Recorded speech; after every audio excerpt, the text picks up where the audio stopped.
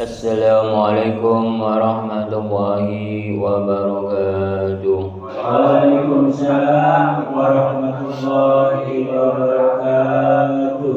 Alhamdulillahi rabbil alamin. Wa bihi nasta'inu ala umurina waddin. Wassalatu wassalamu asrofil minal anbiya wal mursalin wa ala alihi wa sahbihi ajma'in. Amma ba'du.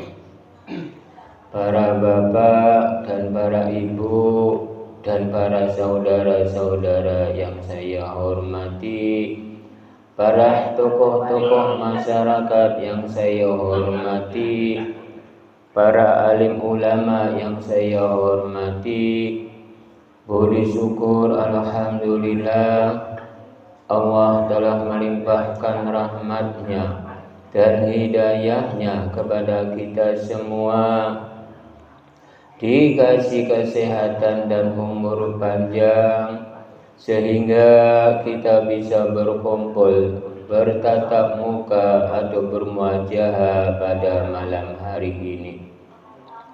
Marilah kita bersama-sama berselawat serta salam kepada junjungan Nabi kita Muhammad SAW. Marilah kita bersama-sama tingkatkan keimanan kita, kedakwaan kita kepada Allah Subhanahu wa Ta'ala.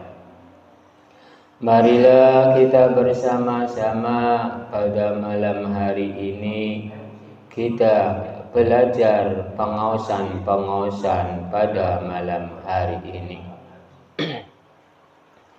Pada malam hari ini kita semua ini dalam keadaan sehat walafiat, sehingga kita bisa melakukan di dalam pengaosan pada malam hari ini.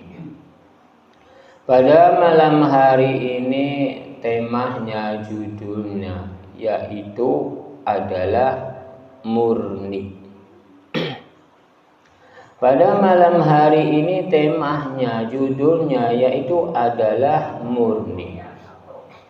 Murni ini udah tercantum di dalam kitab Pancung Urip Sejatine Urip dan kitab Nurjati. Karena pada malam hari ini kedua kitab ini akan menerangkan tentang agama. Karena pada malam hari ini tentang agama itu semuanya ada tercumpuhnya atau tempatnya, yaitu adanya di ibadah kebanyakan orangnya. Padahal aslinya tentang agama itu bukan tercumpuhnya terhadap sebuah ibadah. Karena pada malam hari ini menerangkan tentang agama dan tentang ibadah. Karena di dalam mimpa semu itu maknanya barokah. Lalu retesjid perjalanan viro rezeki manusianya. Lalu dilanjutkan dengan nunjareni itu ing kekuasaan Gusti ini. Jadi kita semua ini pada malam hari ini kita semua ini mendapatkan barokah. Barokah yang paling termulia, yang paling mendapatkan semuanya itu dari barokah yang paling termulia. Barokah yang paling termulia terletaknya itu di mana para jamaah? Ada yang jawab hati sendiri, ada yang hidup. Barokah-barokah yang termulia itu aslinya yaitu rasa hidup, lalu rasa gerakan, lalu rasa barokah. Karena segala sesuatu umat manusia, bila umat manusianya menjalankan tentang barokah, lalu tentang kemuliaan, umat manusianya itu semuanya yang pertama kali yang dirasakan itu adalah hidup. Lalu umat manusianya itu di dalam hidup itu pasti ada gerakan. Gerakan apa itu para jamaah? Kok hidup?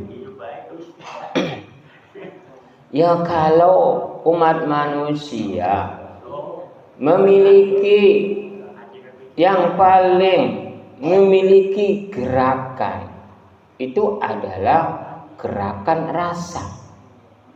Ya kalau umat manusianya hidup tidak mendapatkan gerakan rasa, entar diem.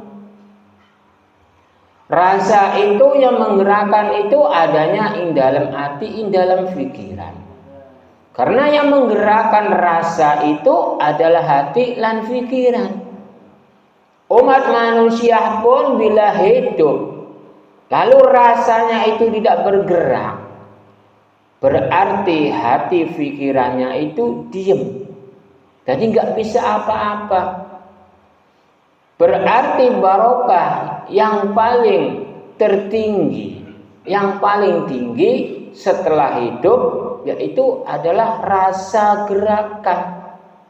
Benar atau tidak para jamaah? Benar. Karena segala sesuatu umat manusia, yang pertama barokah yang tertinggi itu adalah hidup. Yang lebih tertinggi lagi adalah rasa. Rasa hidup kelawan gerakan. Gerakan kelawan rasa. Gerakan kelawan rasa itu di dalam mimba semo itu maknanya barokah. Barokah kita semua ini di dalam dunia ini semuanya itu udah tercantum, udah semuanya di global itu adanya di mana para jamaah? Hati dan pikiran lagi. Ada hidup. Kalau umat manusianya tentang barokah yang tertinggi itu adalah umat manusianya tentang gerakan, tentang rasa, lalu hidup. Umat manusianya itu sebenarnya semuanya global, semuanya udah dicantumkan terhadap satu kata, yaitu bab rezeki. Jadi barokah-barokah yang tertinggi untuk umat manusia yaitu adalah rezeki. Rezeki hidup, rezeki rasa, rezeki barokah. Rezeki barokah itu di dalam retesjid ing perjalanan viro-viro rezeki umat manusia. Rezeki umat manusia itu semuanya ada di dalam perjalanan-perjalanan. Benar atau tidak para jamaah? Benar. Benarnya tentang apa itu para jamaah? Ada perjalanan hidup. Karena umat manusianya rezeki yang paling tertinggi itu adanya di dalam perjalanan-perjalanan. Umat manusianya itu pasti memiliki perjalanan tentang rezeki. Rezeki yang pertama kali adalah rezeki hidup. Lalu rezeki yang kedua yaitu rezeki kematian. Kematian itu rezeki, hidup rezeki. Jangan disangkanya umat manusianya itu mati itu bukan rezeki. Karena di dalam kitab Pancorep Sejatine Urip, perjalanan hidup dan perjalanan mati itu udah ditakdirkan, udah dikodratkan oleh Gusti Allah untuk umat manusia.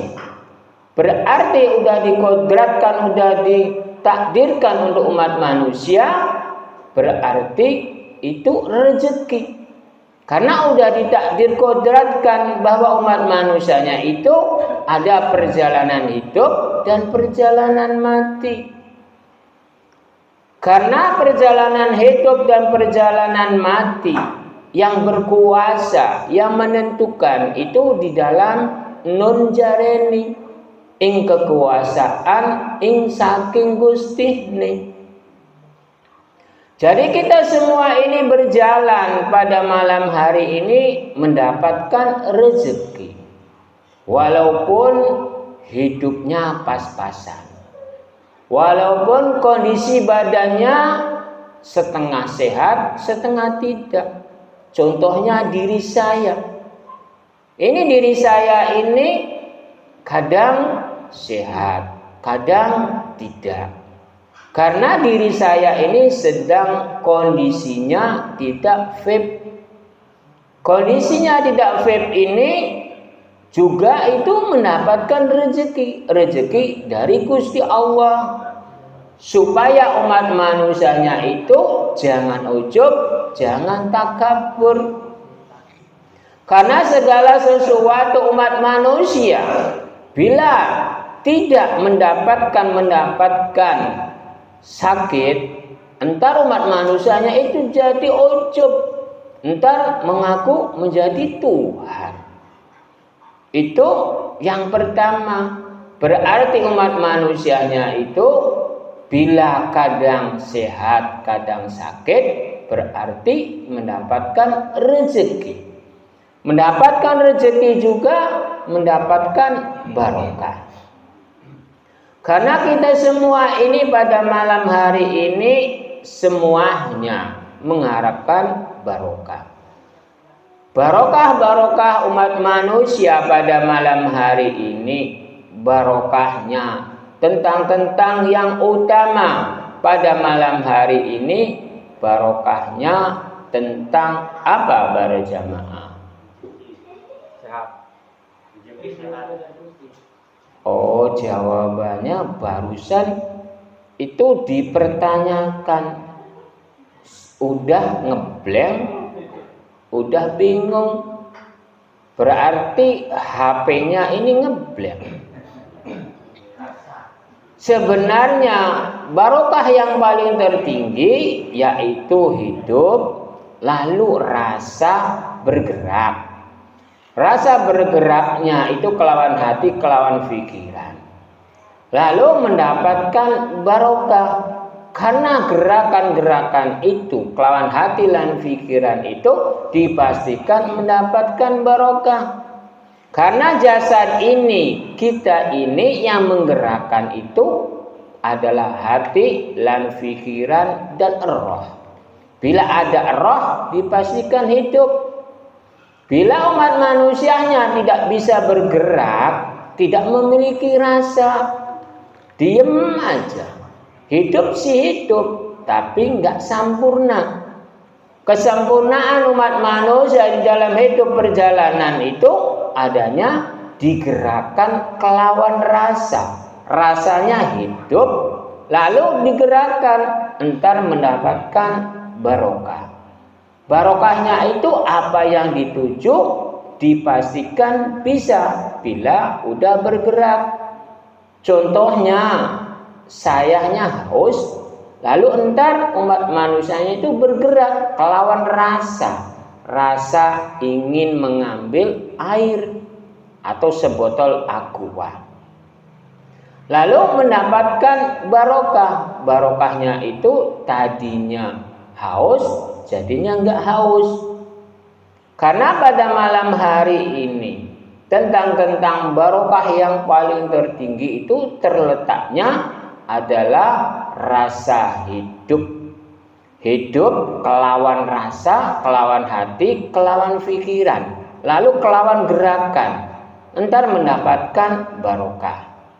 Contohnya para jamaah itu kalau dari rumah menuju tempat pengawasan pada malam hari ini, bila bergerak pasti mendapatkan barokah. Barokah itu bermacam-macam. Ada barokah tentang makanan, ada barokah tentang ilmu dan keilmuan. Pada malam hari ini kebanyakan orang, khususnya orang Islam, tentang agama, tentang perbuatan. Itu yang saya membingungkan, khususnya orang Islam.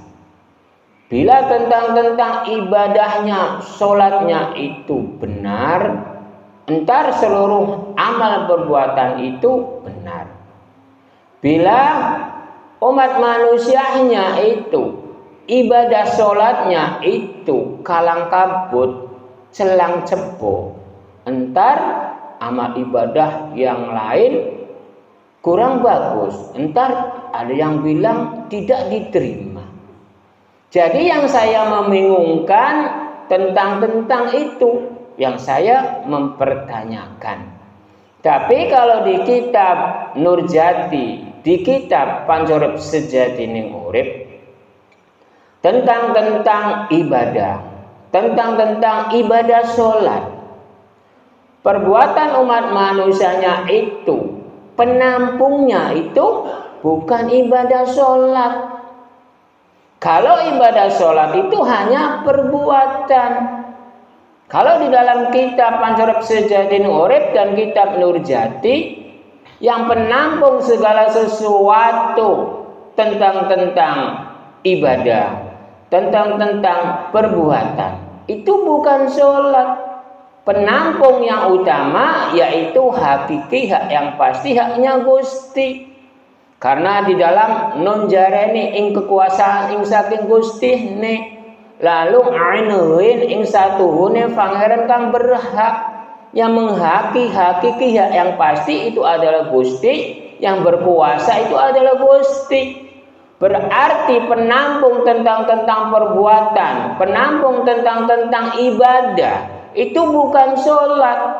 Penampung itu tentang ibadah, tentang perbuatan itu adalah Gusti Allah. Jadi ulama-ulama selama ini salah kaprah dan salah paham tentang perbuatan dan ibadah.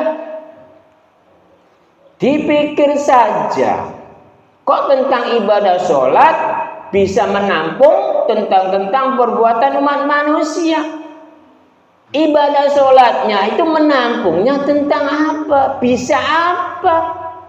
Sholat itu hanya mengerjakan, menjalankan.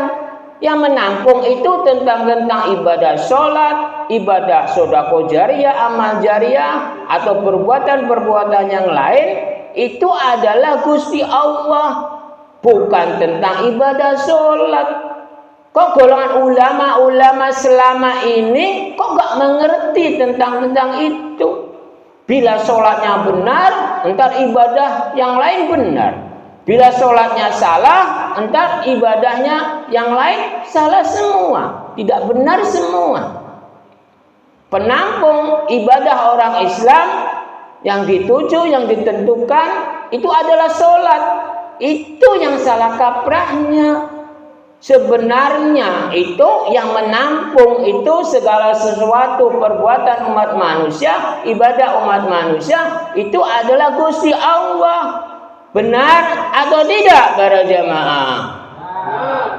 Alhamdulillah, saya berbicara seperti ini bukan menyalahkan tentang golongan ulama, hanya sekedar meluruskan yang benar. Ini kalau penampung tentang ibadah, lalu yang menampung itu sholat, itu bingung. Sholat itu hanya gerakan untuk umat manusia. Kalau Sang Pencipta, lalu Gusti Allah, kalau di dalam kitab Nurjati dan kitab Pancorep Sejatine Urip, di dalam Nunjareni ing kekuasaan ing saking Gustine, tentang ibadah umat manusia yang menampung itu, yang berkuasa itu Gusti Allah, bukan sholat. Sholat itu makhluk atau tidak para jamaah?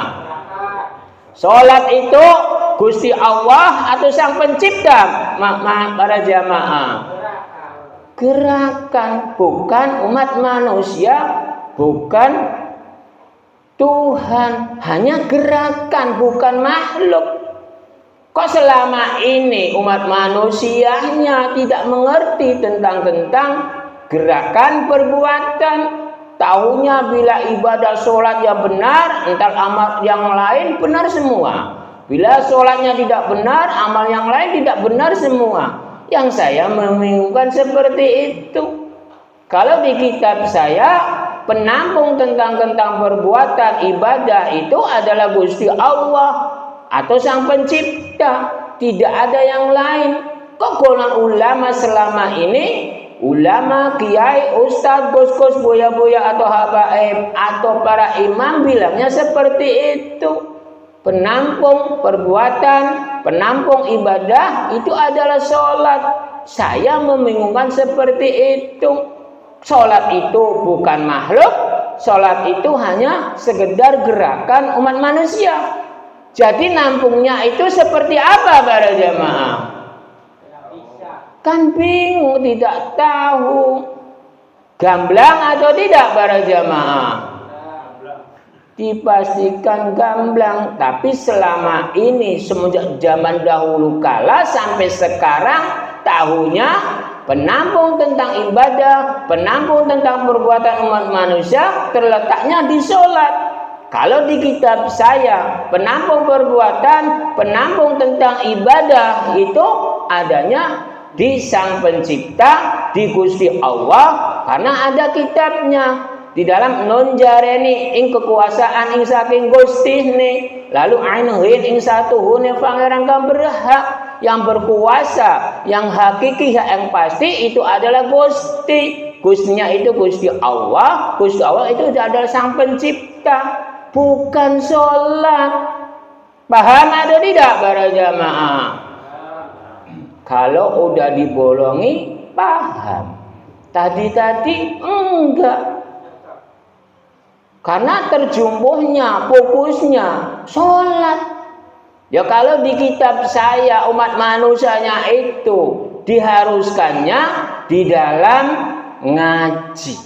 Ngaji itu ngajeni diri kita, ngajeni diri orang lain. Kan diaji itu diri saya, bukan sholat. Yang wajib diaji itu diri umat manusianya, bukan diri orang lain. Diri sayanya sendiri yang wajib diaji. Cuman kebanyakan orang zaman-zaman sekarang sukanya yang diaji, yang dibuat mainan itu diri orang lain. Dia begitu, dia begini, dia begitu, dia begini. Sebenarnya kalau di dalam kitab saya yang diwajibkan, yaitu adalah yang diaji itu dirinya. Ngaji itu ngajeni diri saya, ngajeni diri orang lain. Lalu ngaji itu ing diri. Apa yang diaji, apa yang dipuji. Yang diaji itu kelawan hati, kelawan pikiran, kelawan pujian. Nah pujiannya itu adanya ing dalam hati, ing dalam pikiran, kelawan Gusti. Jadi yang wajib diaji itu hati, pikiran kita, kelawan Gusti. Gustinya itu adanya di mana para jamaah? Bukan hati lan pikiran. Gusti itu ada ing rasa. Jadi hati lan pikiran itu yang wajib diaji, yang wajib dipuji, kelawan rasa. Rasa itu kelawan gerakan. Gerakannya ini sayang arahnya kemana? kebaikan atau keburukan? Kalau kebaikan, alhamdulillah. Kalau keburukan, masya Allah. Tapi umat manusianya zaman-zaman sekarang, bila titelnya yang tinggi-tinggi, seorang menteri, seorang ulama, kiai, ustadz, kus-kus, buya-buya atau habaib atau para imam, atau yang mendapatkan titel-titel dari kementerian atau golongan-golongan, contohnya golongannya memiliki barisan-barisan. Banyak zaman-zaman sekarang kalau memiliki barisan itu, saya yang paling benar, barisan saya yang paling benar. Itu yang saya membingungkan. Kebenaran-kebenaran umat manusia itu bukan dari titel. Tapi kebanyakan zaman sekarang dibodohi, dikadali dengan barisan titel. Aslinya umat manusia itu kebenarannya kelawan hati, kelawan pikiran, kelawan rasa. Rasanya terhadap Gusti Allah.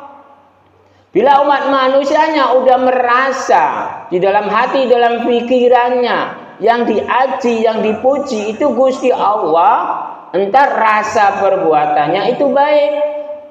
Bila umat manusianya tidak memiliki rasa dari Gusti Allah, entar perbuatannya amburadul. Contohnya seorang menteri agama. Contohnya apakah pantas menjalankan korupsi? Lalu seorang ulama, seorang kiai, apakah pantas menggagahi anak didiknya lalu korupsi? Apakah pantas? Tidak. Lalu umat manusianya yang memiliki barisan-barisan, lalu dia bilang saya yang paling benar. Lah benarnya bagaimana? Yang memiliki barisan itu hanya sekedar ucapan, saya yang paling benar, tapi kenyataannya perbuatannya seperti preman, seperti rampok. Karena apa? Kalau zaman-zaman bulan puasa yang memiliki barisan, kalau ada orang yang jualan dilarang, lalu diangkuti. Masakan-masakan itu ada yang diangkuti, ada yang dilempar-lempar, berarti itu seperti preman, seperti rampok. Jadi zaman-zaman sekarang umat manusianya itu yang wajib diaji dirinya sendiri. Jadi yang diaji itu bukan kitabnya, bukan agamanya, bukan nabinya. Yang diaji oleh umat manusia, yang diharuskan di dalam kitab Pansorep Sejatin Orep dan kitab Nurjati itu adalah ing dirinya sendiri. Yang wajib diaji itu ing dirinya. Karena di dalam Tojaberto, di dalam penjelasannya, umat manusianya itu alangkah baiknya yang diaji itu adalah ing dirinya. Karena di dalam dal jaberda ing manusianya ajaro basaken Gusti Allah, dal kecil lalu dal besarnya dal jaberda ing manusianya ajaro basaken datnya Gusti Allah. Itu di dalam penjelasan kitab Nurjati dan kitab Pansorep Sejati Urip seperti itu.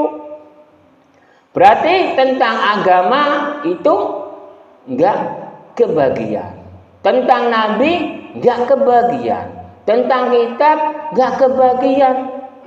Berarti tentang agama, tentang nabi, tentang kitab itu hanya sebuah simbol, sebuah tuntunan, sebuah pegangan, sebuah petunjuk, sebuah tolak ukur. Jangan dipastikan bila agama Islam udah dijaminkan surga, bila kaumnya Nabi Muhammad entah dijaminkan surga. Bila penentuannya tidak ada di dalam kitab Al-Quran, entar dibilang sesat. Sesatnya di mana? Contohnya, saya berbicara di dalam mic ini. Di dalam Al-Quran itu tidak ada. Berarti saya berbicara dengan mic ini berarti sesat. Kalau kesesatan-kesesatan itu, kebaikan-kebaikan itu, yang menentukan itu bukan Quran hadis. Yang menentukan itu perbuatan-perbuatan umat manusianya, dirinya. Karena yang diaji itu dirinya. Bila perjalanannya baik, pasti baik. Bila perjalanan buruk, pasti buruk. Bukan dari Quran hadis, bukan dari Nabi, bukan dari agama. Saya contohkan, di dalam Al-Quran itu korupsi itu berdosa, kurang baik, kurang benar. Tapi kebanyakan umat manusia hobi tentang korupsi. Dari titel yang paling dari bawah sampai yang ke atas. Dari titel yang pendek sampai titel yang panjang.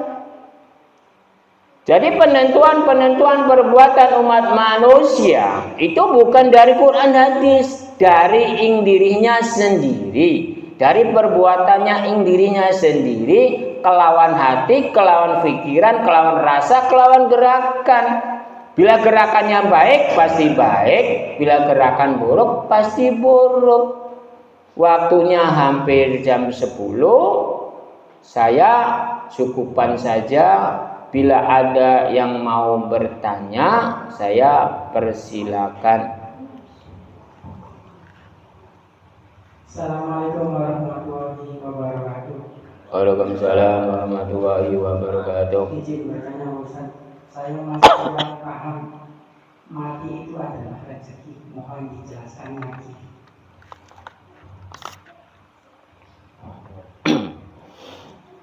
Jamaah ini kebingungan tentang mati ini adalah rezeki. Padahal Gusti Allah itu udah menakdir kodratkan umat manusianya itu kalau udah hidup pasti mati. Saya contohkan umat manusia bila mati itu rezeki. Contohnya umat manusianya itu hidup tapi dalam keadaan koma. Komanya itu berhari-hari, berminggu-minggu, berbulan-bulan. Lalu umat manusianya itu yang ngurusin itu pertama kali sih gak kesel. Tapi kalau kelamaan kan kesel jadinya. Lalu umat manusianya itu yang koma itu lalu meninggal. Nah yang ngurusin itu bilangnya alhamdulillah, loh gak menyiksa diri saya, gak menyiksa yang udah meninggal. Jadi tentang kematian dibilang rezeki, contohnya seperti itu supaya paham. Ada enggak yang komah lama lalu enggak mati-mati. Lalu yang kena stroke, yang mati sebelah contohnya bertahun-tahun disiksa. Di dalam hatinya itu cara bagaimana udah digunakan semua ingin sembuh, tapi enggak sembuh. Lalu putus asanya, ya Allah dicabut saja diri saya daripada saya disiksa. Nah berarti kalau dicabut seperti itu berarti mendapatkan rezeki karena tidak menyiksa badan, menyiksa diri dan menyiksa yang ngurusin, yang melayani. Berarti tentang mati rezeki saya contohkan 2 saja. Siapa lagi?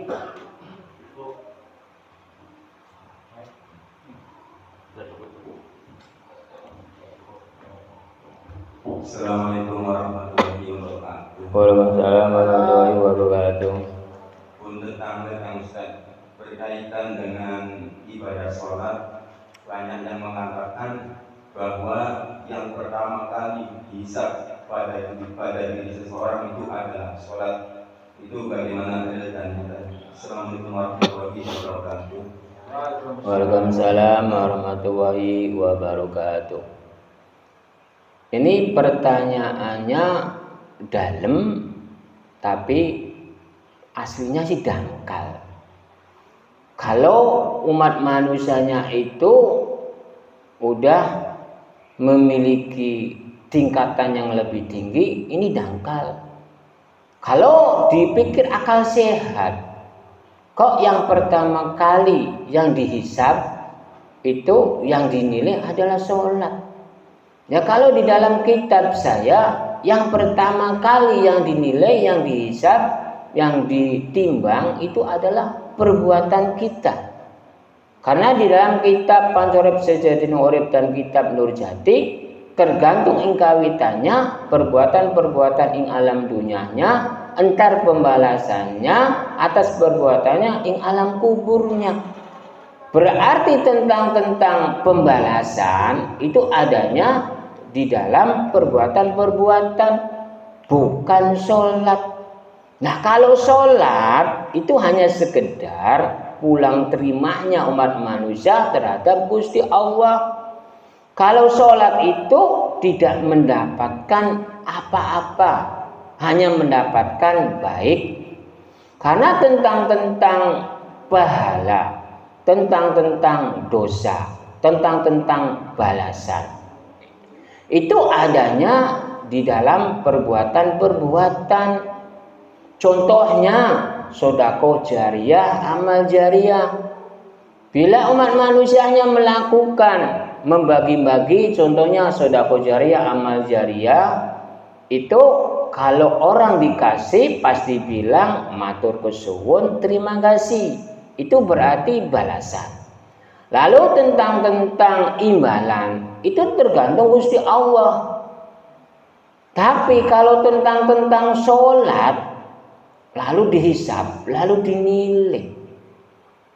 Itu yang menilai siapa, yang menghisab siapa. Kalau sholat itu hanya kewajiban untuk orang Islam. Kewajiban. Kalau umat manusianya itu udah getol melakukan kewajiban, melakukan wajib tentang sholat, itu hanya mendapatkannya cuman baik. Bukan mendapatkan balasan terima kasih, bukan mendapatkan imbalan. Yang mendapatkan imbalan itu adalah sodako jariyah, amal jariyah. Lalu dibilang oleh umat manusianya itu adalah terima kasih, matur kesuwun. Itulah namanya balasan. Kalau imbalan itu Gusti Allah. Kalau di dalam kitab saya tentang sholat, itu hanya cuma satu jawabannya. Bila umat manusianya melakukan ibadah sholat, berarti umat manusianya itu baik karena mau melakukan ibadah sholat. Jadi saya mau bertanya terhadap para jamaah, ada enggak umat manusia melakukan ibadah sholat, selesai sholat lalu dibilang terima kasih ya? Bilang begitu, ada enggak? Enggak ada. Berarti bila umat manusianya bilang tentang ibadah sholat, entah mendapatkan balasan, entah mendapatkan imbalan, itu salah kaprah. Kalau di dalam kitab saya yang melakukan ibadah sholat, itu cuma satu jawabannya, hanya baik untuk dirinya. Bila melakukan ibadah sholat, berarti baiklah umat manusianya itu. Bila tidak melakukan sholat, berarti kurang baiklah umat manusianya itu. Sebabnya apa? Pertanyaannya seperti itu para jemaah. Kok jawabannya seperti itu ya? Ya kalau umat manusianya, kalau yang belum melakukan sholat, berarti kurang baiklah umat manusianya itu. Karena umat manusianya itu imannya pasang surut, kadang bersemangat sholat itu. Yang sunnah-sunnah dilakukan semua, yang sendal-sendil yang nggak pernah dilakukan kalau bersemangat. Tapi kadang-kadang jong, kadang-kadang imamnya belum turun, nggak melakukan sama sekali. Benar atau tidak para jemaah? Nah seperti itu. Berarti kalau ada yang bilang tentang sholat itu yang pertama kali dihisab, yang pertama kali dinilai, berarti salah menafsirkan. Yang sebenarnya yang langsung dinilai, yang langsung dihisab itu adalah perbuatan-perbuatan. Perbuatan baik langsung dinilai, perbuatan buruk langsung dinilai. bukan sholatnya. Hanya itu yang saya jawab. Siapa lagi?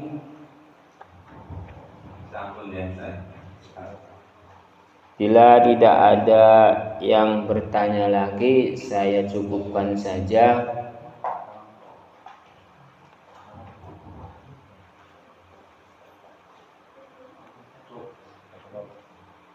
Ada yang mau bertanya lagi tidak? Bila cukup, saya cukupkan saja. Bila ada kekurangan-kekurangan atau kehilafan-kehilafan saya ini umat manusia. Saya berbicara seperti itu real dan nyata kenyataannya. Tentang ibadah sholat, tentang agama, tentang nabi, tentang kitab, itu hanya sebuah simbol semua. Yang tidak sebuah simbol adanya in dalam hati, in dalam pikiran umat manusia. Yang wajib diaji itu kelawan hati, kelawan dirinya. Karena yang wajib dipuji itu hati, pikiran, rasa, Gusti. Karena saya bisa bergerak ini kelawan Gusti. Saya bisa berpikir ini kelawan Gusti. Karena yang menggerakkan hati, menggerakkan pikiran, menggerakkan badan, menggerakkan rasa itu adalah Gusti. Yang wajib dipuji, yang wajib dipuja adalah dirinya sendiri kelawan Gusti. Jadi yang wajib dipuji, dipuja itu dirinya sendiri kelawan Gusti.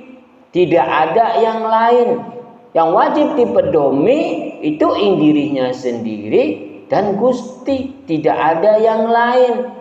Bila tidak ada saya, entar yang memuji, memuja, memedomi Gusti di mana? Bila Gustinya tidak menciptakan makhluk namanya manusia, entar yang memuji, yang memuja kelawan hati, kelawan pikiran, kelawan rasa dengan Gusti siapa? Karena tidak ada manusianya. Berarti yang wajib dipedomi itu adalah dirinya sendiri dan Gusti Allah. Bukan agamanya, bukan nabinya, bukan Quran hadisnya. Hanya itu penerangan-penerangan dari kitab saya supaya paham dan jangan gagal paham. Saya cukupkan saja, dilanjutkan dengan doa. Bismillahirrahmanirrahim. Allahumma sholli wa sallim ala sayyidina wa habibina wa syafiina wa karimina wa dukhrina mana Muhammad wa sallim arja wa baraka wa ta'ala wa rasul azman. Bismillahirrahmanirrahim.